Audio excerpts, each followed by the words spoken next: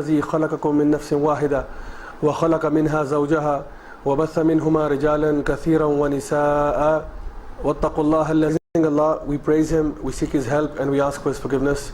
We seek refuge in Allah from the evil of ourselves and from the evil consequences of our evil actions. He has indeed achieved a great achievement.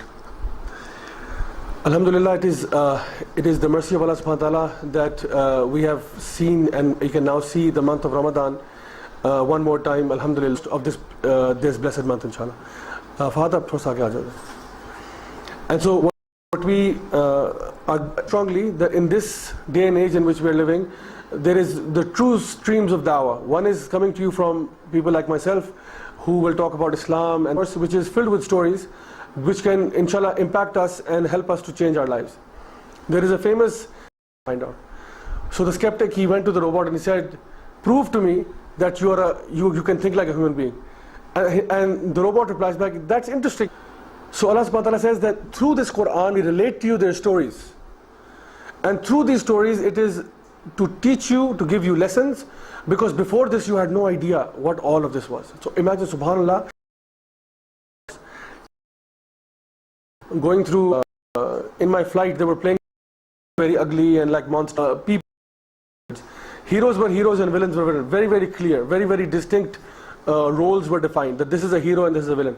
Then through the 60s and 70s and 80s and even now, slowly the transformation has happened in a way that the hero has become sort of like an anti-hero, wherein he will be doing certain good things.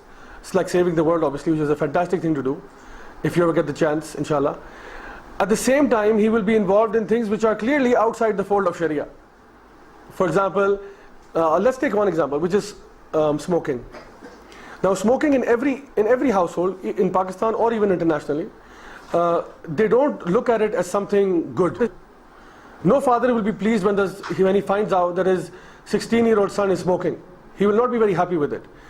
But the thing is, even though everyone knows it's bad, and even the father will, if he's careful enough, he will try not to smoke in front of the kids, even if he has to do it in his private time, because he understands that I don't want my kids to pick up the same habit. It's obviously bad for their health and it'll make them sicker and so on and so forth. But in the movie scene in the 1960s and 70s, John Wayne comes on the scene and Clint Eastwood comes on the scene, and these guys are heroes. They're fighting bad guys, they're saving their town from oppression and destruction, but at the same time, every few minutes they will light up a cigarette. This is the Marlboro culture. And so you see that there is this concept now beginning to grow where the hero can do a few bad things, but overall he's a good guy. So what happens is that people like yourselves, youngsters mashallah, you end up emulating people who are not really the perfect example of heroes.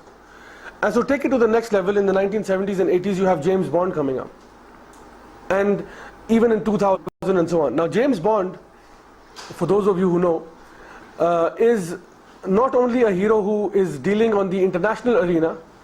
He's fighting the bad guys, he's saving the world from total destruction and chaos and all of these things. But at the same time, he might have multiple partners in just one movie. And obviously he's never going to get married. They never show him getting a nikah with someone or sitting in a masjid and the Qari Sahib saying, beta Kabul hai, and he's saying, Kabul hai Maulvi Sahib, now aaj se main tawbah karta hu inshallah. You will never find that. Likewise, he indulges in a bit of drinking as well. Vodka martini, shaken not stirred, the whole thing. And he will smoke on occasion as well. He'll pull out a cigar and Casino Royale and the whole thing. So you have these heroes who are celebrated as heroes. If you ask any youngster that, would you like to be a James Bond? He'll be like, sure, why not? The fast car, the women, the all. So the thing is, through these stories, our brains are being rewired, whether we know it or we don't know it. And so if we're not careful in selecting the content that we watch, oftentimes these movies end up giving us a lot of dawah. I know from my own childhood that, and I've observed this from a lot of people, that when you watch a particular genre of movie and you are watching that in the cinema, as soon as you leave, everyone or most of the people are at least walking like the central character of that movie. The walk of the people has changed. The way they're talking has changed. The way they behave with one another has changed. For example, at the end of Superman, everybody's walking as if they're Superman. And so even with people like Superman and Spider-Man, you have them engaging in haram relationships. And so this guy is supposed to be like the ultimate superhero. that every boy wants to be like. But then, on the other hand, he's having haram relationships, he might be engaged in other things which are not really celebrated as hero-like things. So what I'm trying to get to is that in all of our dawah, can the brothers please move a little over this side? आप लोग यहाँ आ जाए थोड़े से forward आ जाए. वहाँ वाले brothers जो हैं, आप इधर आ जाए. एक दो लोग और भी आ जाए ताकि थोड़ी सी जगह बन जाए. जज़ाकुमुल्लाह खैर. Okay. So at the end, what we find is that there is a lot of good and bad in the heroes that we see.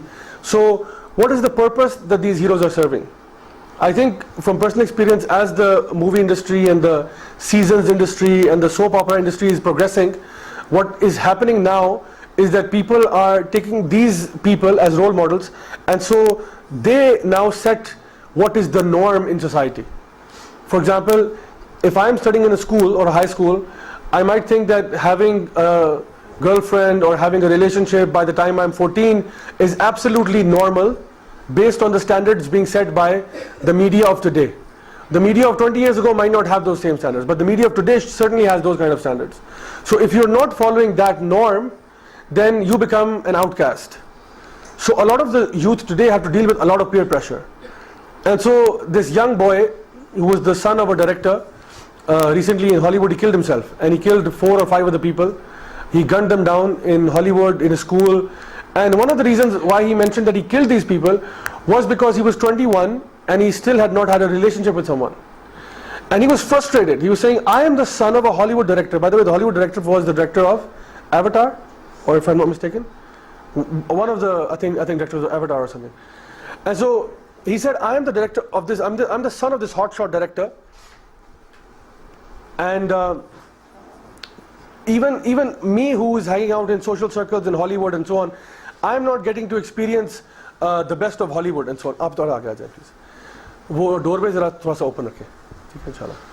So they were saying that, you know, because of this frustration, because of this anxiety, I mean it's not possible for me to live my life any longer, because the stereotype which has been set for youngsters my age 21, is that we have to be in a relationship. And so because he didn't have that, he ended up killing people. Now that is a sickness that you cannot describe very clearly. I mean, it's very difficult to explain to someone, why would a person, a young boy who has his whole life ahead of him, why would he end up shooting people and then kill himself in the process? This is why now we find that storytelling plays a huge role in our lives. And so if you're not listening to the right kind of stories, then you're definitely listening to the wrong kind. And so Allah subhanahu wa ta'ala in the Quran in Surah Yusuf, ayah number 111, He mentions, لَقَدْ كَانَ فِي قَصَصِهِمْ إِبْرَةٌ لِأُولِي الْأَلْبَابِ. Indeed, in their stories there is a lesson for men of understanding. In the stories of whom? Allah subhanahu wa ta'ala is talking about the stories of the prophets. That the idea of putting stories in the Quran is that for the people who reflect, يَتَفَكَّرُونَ, which we actually read earlier, the people who contemplate and reflect, it is a sign for them, so that they can. And over here he mentions there is Ibra. Ibra is an interesting word in the Quran, because Ibra, it comes from the word ubur, which means to cross over. And Ibra, the ulama say, the scholars of Lugha, they say that Ibra means when they would say that a person who's crying, they would use the same word for him because his tears have crossed the fold of his eyes. So यानी जिसको कहते हैं ना कि आंसुओं ने उसकी आंखों की territory को अबूर कर लिया. So this would be crying as well. And so they say that a story that has Ibra is a story that makes you cry. That the lessons within that story, they make you reflect upon yourself so deeply that it makes you weep. And so Allah subhanahu wa ta'ala says, in these stories that we are mentioning for you, there is Ibra. There is some kind of lesson in that. So that is now the premise on which we inshallah begin this particular course, which is called Of Wise Men and Fools. Now, today's class I had planned that this should be an introductory session. I should just talk briefly about storytelling, the art of storytelling, the importance of storytelling in the Quran, in the Seerah of the Prophet, in our upbringing as well, because stories, they can tell many things in just one story. There are many lessons that you can find in a single story. And Allah subhanahu wa ta'ala, because He mentions Ahsanul Qasas, that we tell you the best stories. This means that these are the best stories in the world. that the stories that you will find from any of the other channels like Hollywood, Bollywood, Lollywood and so on, they can never be the best because their moral understanding or their ethical values and the character building values that they impart will never be even close to what Allah subhanahu wa ta'ala is telling us in the Quran. Because the stories He tells us are those that will save you in the life of this world and in the life of the hereafter. Because if you find a story like the Fast and the Furious, and you're like, okay, fast driving, fast cars, fast women, so on and so forth. And so the moral lesson you learn from it is everything's got to be fast, everything's got to be smooth, you've got to be a player, so on and so forth. No matter how much Hollywood would spend on it, you walk away with a particular lesson. Now, what Allah subhanahu wa ta'ala is telling you is that through these stories you get the best of both worlds. The Fast and the Furious story might give you the best of this world. You might be, rolling in luxury yachts and, hanging out in fancy 5-star hotels and have the best sports cars and the best women and all that. But one day you will die. Kullu nafsin zaiqatul maut. And then what's going to happen to you? We say, Inna lillahi wa inna ilayhi raji'un. From Him you have come, and to Him you have to go back. So let's not fool ourselves. Paul Walker is going somewhere. He has gone back to Allah subhanahu wa ta'ala. And Allah will judge him as he deserves to be judged.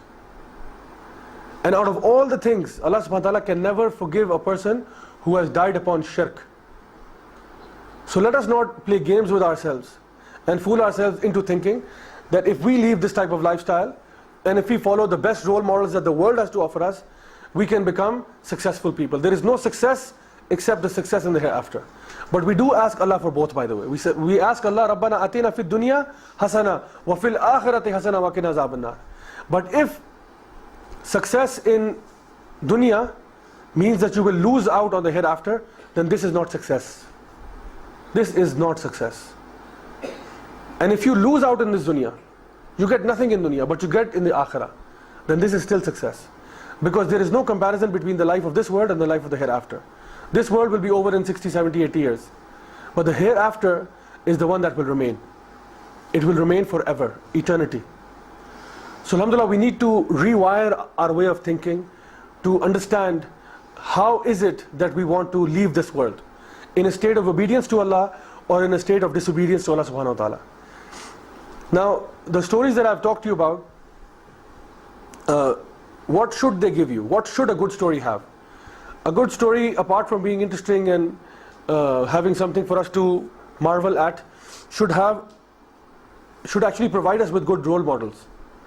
People that we look up to. Because human nature, it is part of human psyche that we all look up to role models. And so either you'll have a good one, and if you can't find a good one, then you'll definitely have a bad one as a role model. So we like to see examples. We like to see people who are making it happen in the 21st century. We like to see role models who can follow Islam, for example, in the 21st century. Or for example, at the time of the Prophet ﷺ, the Sahaba were looking up to the Prophet ﷺ as their role model. And so the Tabi'een were looking at the Sahaba as their role models. And the Taba Tabi'een were looking at the Tabi'een as their role models. So at all times we need role models. So one of the things that I will urge all of you is that subhanAllah, you are blessed enough that you are coming to a halaqah of Quran. This is a very blessed circle. Allah subhanahu wa ta'ala's angels, they look for such circles and they sit down amongst you guys. They sit down and they fold their wings according to the hadith of the Prophet ﷺ. So आपके बीच में भी एक मलाइका यहाँ बैठे हुए हैं, एक वो वहाँ कैमरे के साथ बैठे हुए हैं, एक वो पीछे वहाँ बैठे हुए हैं, and many others that are in this room. I have strong belief in that. So they look for these gatherings and they sit down amongst the believers. And so you are blessed enough to come to such gatherings and to learn from this place. So never underestimate the value of that. When you leave your house to seek knowledge, the angels, they lower their wings. They give you a protocol, though you can't see it. We see the protocol that is given to the President of Pakistan or the Prime Minister of Pakistan. 2 डाले आगे, 100 डाले पीछे होंगे, फिर bikes and helicopters and God knows what else. But the protocol you are given as a student of Islam is that the angels, the malaika, they lower their wings before you to make you cross. And the animals, they make dua for you. Even the fish in the sea, they make dua for you. So the next time you go look at an aquarium and you see a goldfish making a face like this, it's making dua for you. By calling your name out, that, oh Allah, this guy who came to house number 125 in F104, bless this guy, Ya Allah, because he was seeking knowledge of deen. There is only khair that can come out of him, because our deen teaches us not to even hurt a tree unnecessarily. So how could we hurt animals? How could we hurt the ecosystem? So the fish in the sea, they make dua for the student of knowledge. So alhamdulillah, you have been given this position by Allah subhanahu wa ta'ala. And as I spoke to one of my teachers a long time ago, when I was not very practicing, I went to pray Maghrib in the masjid, and I said to him that, you know, subhanallah, I made it, I did it, I'm here. And he said, it's not you who's here, it's Allah subhanahu wa ta'ala who gave you permission to come and who invited you that you are here. So don't waste this invitation. कि आप अल्लाह की invitation पे यहाँ आए हो, वरना आप ही घर बैठे होते. So now that you're here to pray Maghrib Salah, make sure that you stick to it, and that you build on this relationship with Allah subhanahu wa ta'ala, and don't let it go. So I say the exact same thing to you. Alhamdulillah, if you have promised yourself that in this month of Ramadan you want to change yourself, and you want to turn a new leaf in life, and you want to benefit inshallah from this, then know that this is from the Amr of Allah subhanahu wa ta'ala, from the izn of Allah subhanahu wa ta'ala, that you are here. And the question and the burden of responsibility on your shoulders is that this course is designed to make good role models. So you have to become good role models for the people in your community, for your own younger brothers, younger sisters, elder brothers, elder sisters. You have to become role models, and you have to be the role models in your own school, in your own college, in your own university. I don't care if there's only you over there. I don't care. I don't care if it's just you and everybody else is upon a different path. But you have to stand up, because this is the sunnah of the Prophet sallallahu alaihi wasallam. The Prophet sallallahu alaihi wasallam, he says, Tuba lil ghuraba, give the glad tidings of this tree in Jannah of Tuba to the strangers. The strangers who follow the Quran and Sunnah, and in their own society.